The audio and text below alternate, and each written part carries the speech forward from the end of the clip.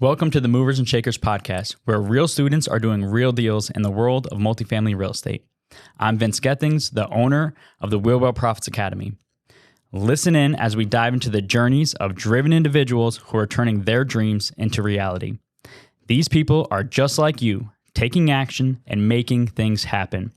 If you enjoy the show, please like, subscribe, and if you're ready to take action, check us out at wheelwellprofits.com to learn more about our incredible community. Let's get started. This is Movers and Shakers, where we interview the upcoming generation of make it happen multifamily investors to share their story. Welcome to Movers and Shakers. My name is Josh Rusin, Community Director at Jake and Gino, and today I'm joined by a special co-host, Dylan McGow, Senior Business Advisor with Jake and Gino. Welcome to the show, Dylan. What's going on?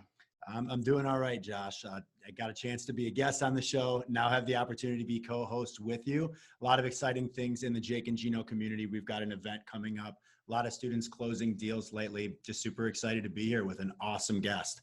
Yeah, making it happen. And speaking of an awesome guest, today we have Vince Gething.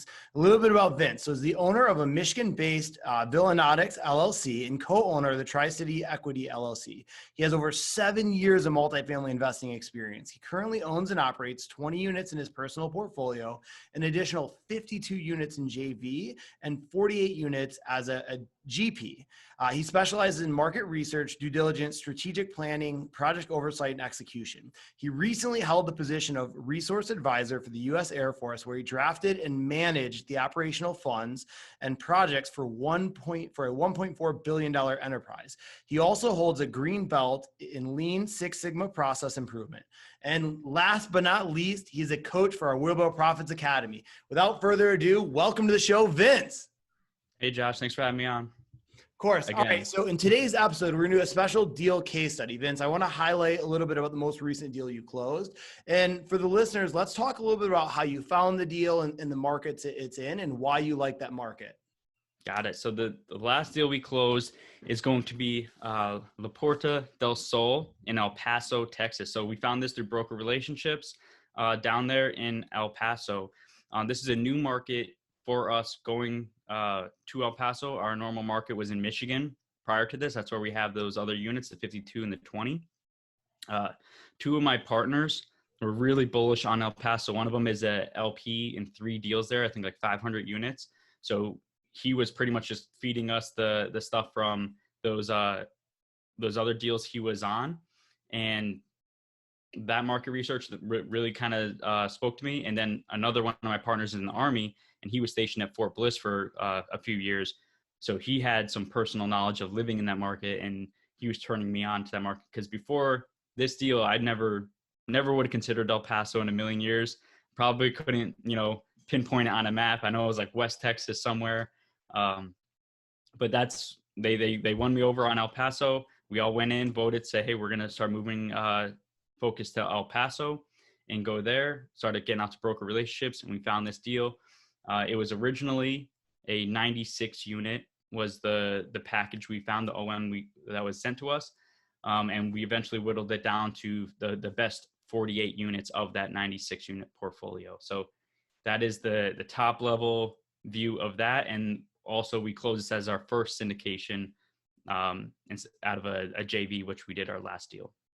All right, so I got 2 really big takeaways from there. One is, Vince, you were open-minded, right? You weren't closed-minded when somebody said, hey, let's check out this opportunity and this market with your partners.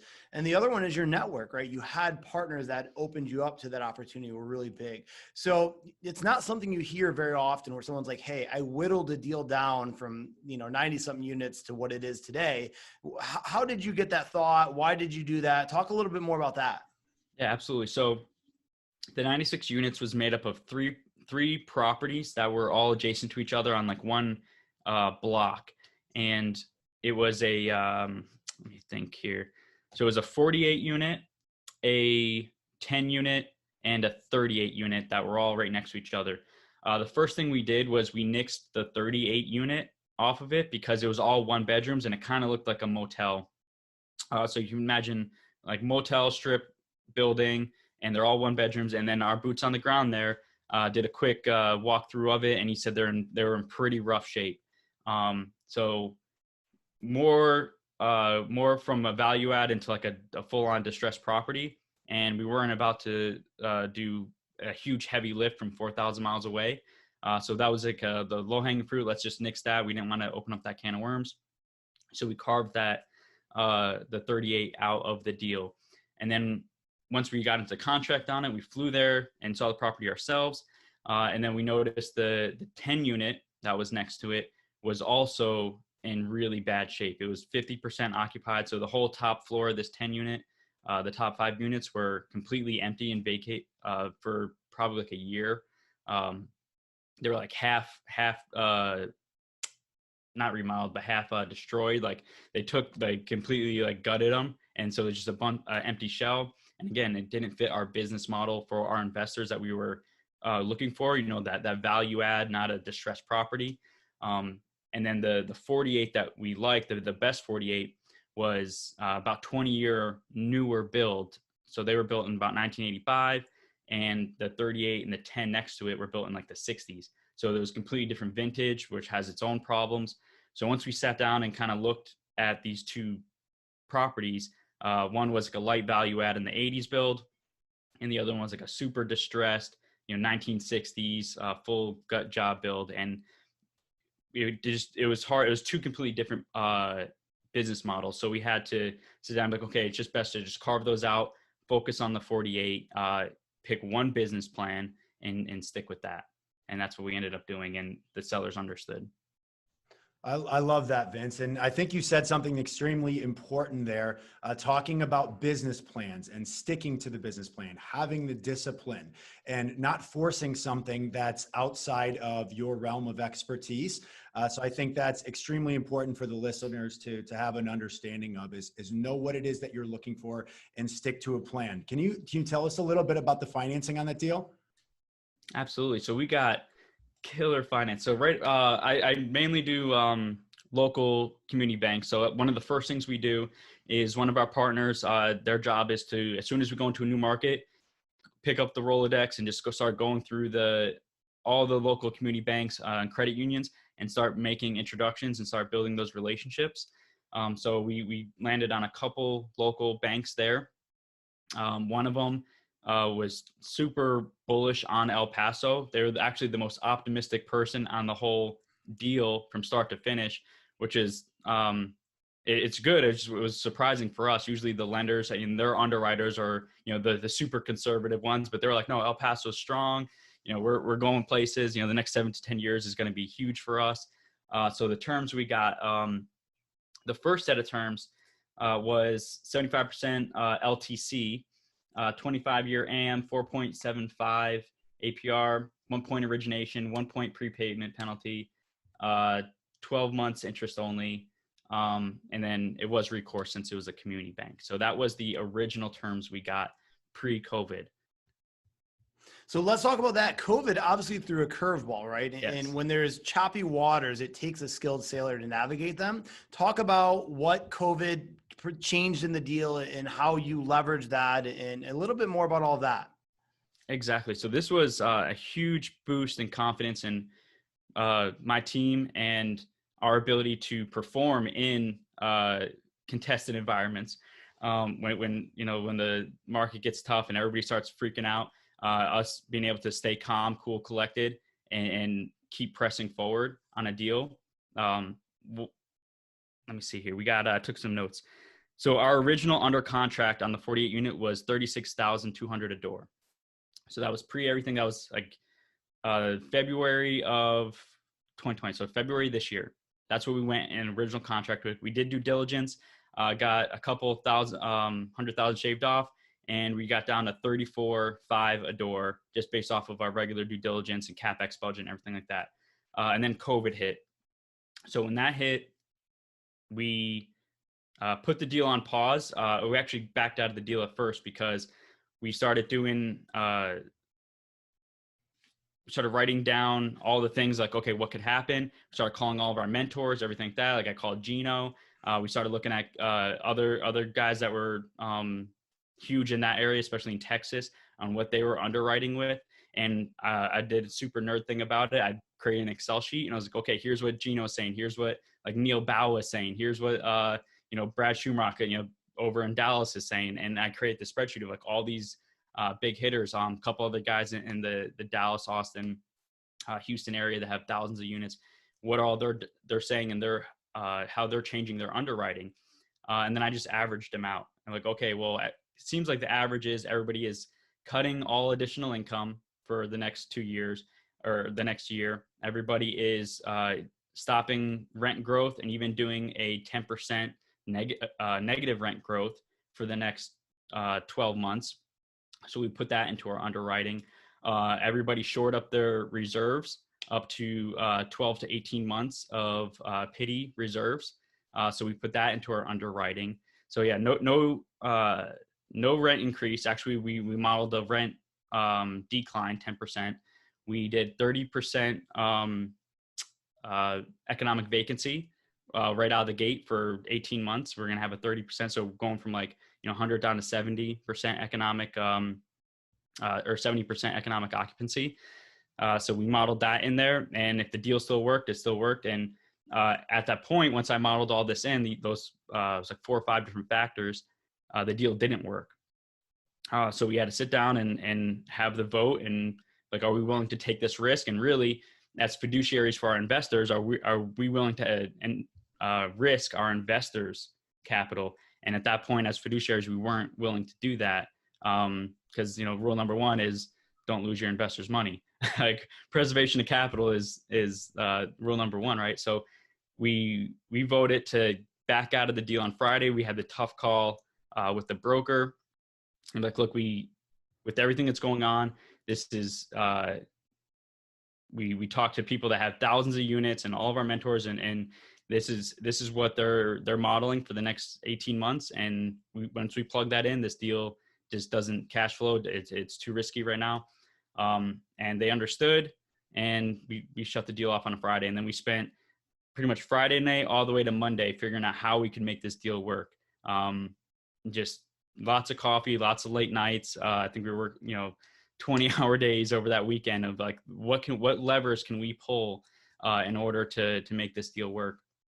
And then I got back on the call on Monday with them. It was like Monday or Tuesday, and I was like, look, this deal's done. Like the only thing that would make this work is a substantial seller credit at closing that would give us the liquidity to weather the storm of uncertainty going forward. And we ended up getting another $90,000 credit at closing, which brought our cost per door down to a little over $32,000 a door. So we started at 36. We closed at $32,000 a door with a huge, liquidity injection at closing. So we were able to have, I think it was 1.5 years of pity. So principal, interest, taxes, and insurance payments in reserves at closing.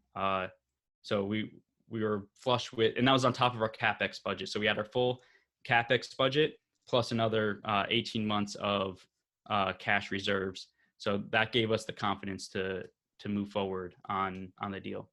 I love that. And I think something extremely important that I noted there was the fact that you got creative. You realized on the front end, the numbers as is didn't work for you, but you sat down, you revisited and found a creative way to be able to go back at it. One of the questions I have for you as we're going through a different dynamic right now, I think one of the, like I said, dynamics that we're seeing was that owners have expectations of what the values of these properties were pre-COVID. And we know for a fact that a lot of these properties were affected by the actual pandemic here. Tell me a little bit about the conversation that you had with the broker. How were you able to relay exactly what you were seeing and why that made sense? So when we had that initial conversation, I actually prepared for that. I big fan of Chris Voss. You can see his book right over my shoulder here, right there. And Gino's also the man. So I had a call with Gino, and then the next week prior to this phone call with the broker, that Monday phone call, Gino actually set up a call with Chris Voss. So I was able to one-on-one for 10, 15 minutes. Chris Voss coached me through, some tactics of getting through this phone call and staying focused, staying level-headed, making sure I hit my big points. And once it got like to the point of preparing for this phone call, I think we were in it for like maybe 7 or 8 hours of preparing for like a 30-minute phone call. And it worked. We were able to get across, like, it wasn't like pulling the wool over somebody's eyes or that. It was just being able to focus and pick your words and the way you say them very particularly, so they understand where you're coming from and they believe you. And it's not like, oh, he's just trying to like get one over on us. I focused on the uncertainty of the waters ahead. I focused on being a fiduciary of our investors' capital. That was my number one fallback. Whenever they talked about something that injected more risk into a deal, I'm like, look, if this was my money, I have no problem risking it, but it's not. I need to be a fiduciary for these people, and I need to make sure that their capital is preserved first and foremost over anything. That's my number one job. And that was like my fallback whenever they were like, oh, it's not going to be that bad. So that is what I focused a lot of the conversation on. I brought in another angle of the data too. So we did a whole bunch of compiling data. And like, look, 80% of the people, or I think it was like 50% of the people that live there are in some kind of services or hospitality type. We did an audit of that, of looking at where these the current residents live, work and commute to, and I was like, look, 50% of these people are at risk of getting laid off, and they couldn't. So that's, once it's data and it's on the numbers, like they couldn't deny that. Like, I have the number that you gave, the leases that you gave me and the applications you gave me. So I know that 50% of the people have a good chance of being laid off because they're restaurant workers, they're bar workers, they're construction workers that were, or whatever, that was not allowed to go to work during the shutdown. So for the people that were like very analytical on that conversation, I appealed to them. Then I got to the emotional side of it of, understanding, being very empathetic to the seller. Like, look, nobody wanted this. I understand where the seller's coming from. 2 months ago, this deal looked like this, but this isn't the same deal that we found. This isn't the same deal that we were underwriting. This isn't the same deal that it was 2 weeks ago. It's a completely different deal. Everything we did up to this point doesn't exist anymore. It's just, we took that, threw it in the wastebasket, and we had to start completely over. And this is where we're out under this new deal, under this new underwriting guidance from our bank. We talked to our bank's underwriters too. So how did they immediately change? The big one everybody talks about is the 12 months reserves. And like, look, not only that, we have to come up with another 75 grand of reserves. So we have uncertainty of being able to collect on rent, higher vacancy projected, and I have to come up with an extra 75 grand at closing to appease this, the lender's reserve requirements. So being very empathetic, using the data, empathetic to the seller and the situation they're in, but then still pressing, like, look, I'm still your guy here. I'm still the one that is going to be able to bring this deal to the closing line and no one else. So that's always like that underlying, that tone of, I'm the closer that you're talking to, that you want to stay at this table with me, and keep giving them that confidence in you and your team to be able to perform. Because if you look back, whoever was in deals, back in March, April, and May, how many people do you know that backed out and just dropped it and said, nope, I'm not taking it off. We stuck to the deal. We redid our numbers. We got super conservative. We found a way to make it work, and we showed them that, look, we're still willing to close this deal. And I know that the brokers, they probably had tons of deals falling out around them at that point. So getting the brokers on our side, be like, look, we're the ones that are going to close the deal. We're not going to be like all the other deals that just fell through the last month. We're going to be the ones that close this deal for you. You need to get the sellers to stay with us and get us to the closing table on this deal. And we did a lot of that too. So, because we know the brokers they're extremely stressed too. The whole brokerage just, went to hell too. So.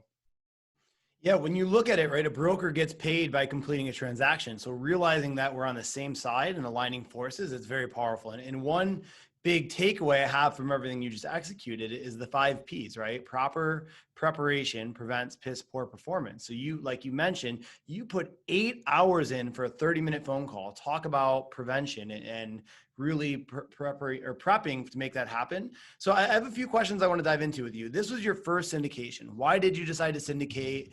What were your thoughts looking back? Give me a little bit of the, going from doing deals to first syndication. What were some of the learning curves, lessons learned, changes, everything? Yep. So we wanted to get into syndication. I know it's a 48 unit at 32 a door. So a lot of people are like, why did you syndicate that? Like the raise was only 650,000. We probably could have JV'd that. We wanted to get a syndication under our belt to show, to get that experience. And this was a smaller one. There wasn't a whole lot of risk aside as like the size of the deal. Like it wasn't like a $5 million raise or anything like that. It was a relatively small raise, 650,000. But for us, it was, we really wanted to get that notch in our resume saying that, hey, we've done JVs, we've done partnerships, we've done seller financing. Now we can add syndication experience to our resume as well, and successfully at that. So that was one of the big reasons why we wanted to do it. We had the proof of concept from the 52 unit that we did last year, and we took those systems, plugged them into this 48 unit, and it's off and rolling exactly as we planned, actually even better than we planned. And the way we did the syndications, actually, the way we structured it was actually pretty unique too. The equity structure of it, we actually offered two shares. We had an A1 share and an A2 share. So we had a lot of people that were investing with like their retirement funds, and they didn't really, they want to be a lot more conservative. So we offered like an A1 share, which was like 10% only and no upside, and like a 10% pref, and then no upside. And then for everybody else, we offered an A2, which was a 80-20 split on the rest of the equity raise. And that worked out really well. We were kind of unsure on that to see how many people would want the A1, and the A1 actually was the first one to get, sold out, so to speak, than the A2. So we like that structure. We're probably going to do that again on our next deal as well, offering the A1 and A2 shares separately rather than offering one share, which is like your typical syndication. It might be like a 70-30 with a 6% pref or something like that. So splitting those two into two different shares really appeal to two different investing groups, two different investors and their goals and their risk profile. So we like that, and we're probably going to keep going forward with that. Some lessons learned on this first syndication. Let me think. So for the GP, going from a partnership structure for a JV or partnership, and then morphing that partnership to a GP is not as easy as it sounds. It's completely different animal. And for those people that are scaling up the way that we did, which was, you start doing deals on your own, then you partner for a few deals, and then you want to start scaling over to syndication.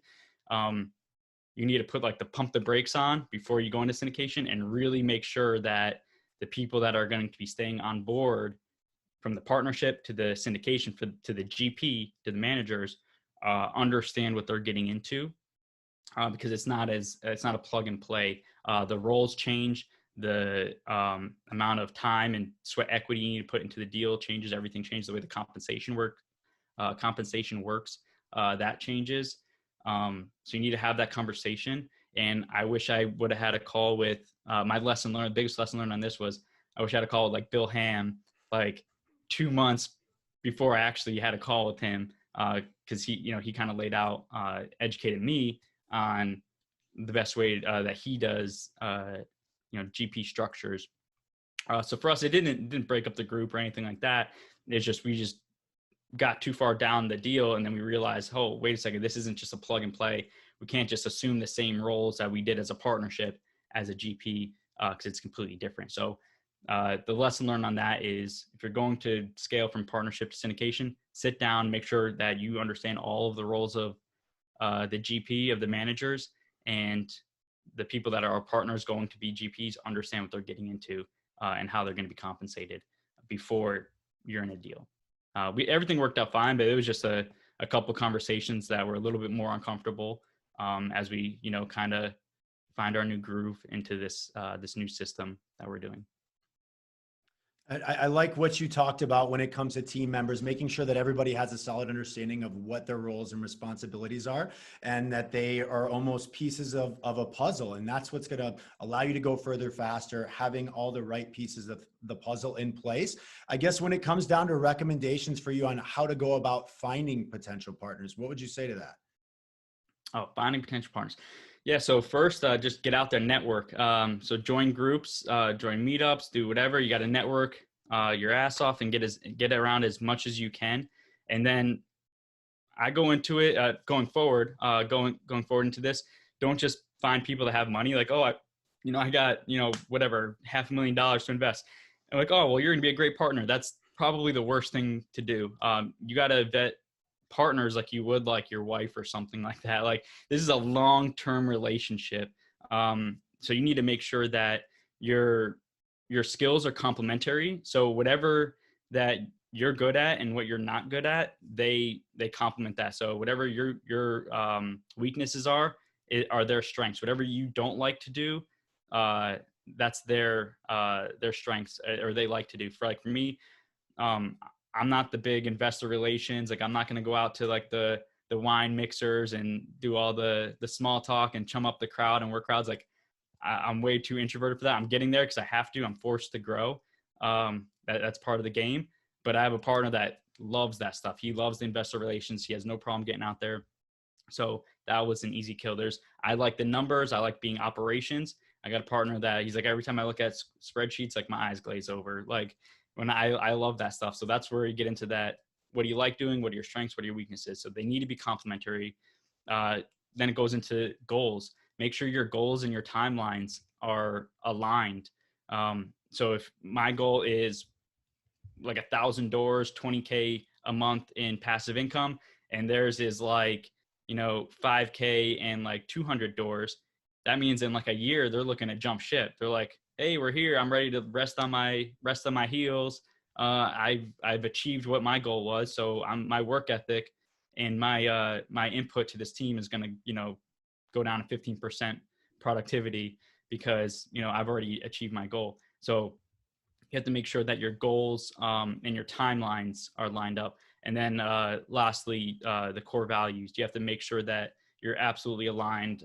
Your morals, your values are completely lined up. Because once you start forming one, you have to work with this person. So you got to make sure that you like them and you understand where they're coming from. But then once you form a company, they're going to be representing you as the company. So if they do something shady on their own, it's going to get reflected on the company, which is going to get reflected on you and can hurt your reputation, even though you had nothing to do with it. And anything to do in real estate is all about your reputation and your track record. So once you have that black mark, it's gonna get really bad hard to dig out of that hole. So you got to make sure your morals, ethics, and values are completely aligned, and you guys can have full transparency with each other.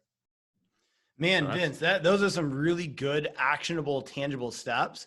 With that being said, let's take a quick break for our sponsors. Gino, I know a lot of our listeners are wanting to take their multifamily investing business to the next level. I know that you've been hard at work helping Jake and Gino students do just that using our framework. Can you explain to the listeners how they can get our help? Guys, we've been hard at work growing our community of like-minded investors, and the results of our members has been nothing short of incredible. We're looking to grow this amazing group. What we're looking for is those who want to follow our proprietary framework that we've created. Buy right, manage right, and finance right. Leverage our connections, education, and mentorship as ways to take your business to the next level. So if you're interested in finding out more about how you can become a part of our amazing community, apply to work with us at jakeandgino.com/apply.